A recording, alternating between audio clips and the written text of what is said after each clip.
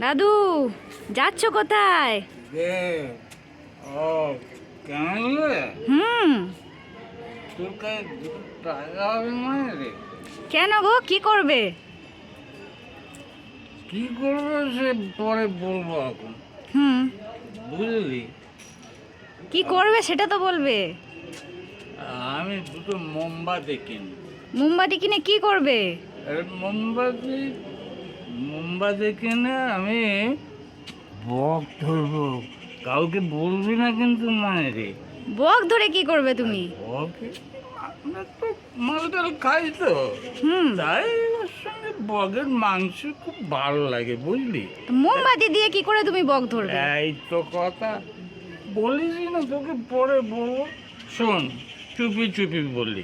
আচ্ছা বলো। এই মোমবাতি কিনে নিয়ে না হুম। ওই ঢাপসার মাঠে যাব। হুম।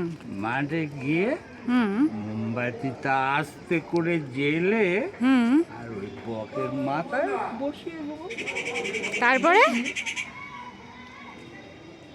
তারপর ওই মোম গলে গলে গলে গলে বকের চোখ দুটো যেই বন্ধ হয়ে যাবে, হুম। তখন তো আর উঠতে পারবে না। তখন এই কপ কপ করে বক ধরে নেই, কাউকে বলবি না কিন্তু। বাহ বাহ, খুব ভালো বুদ্ধি তো।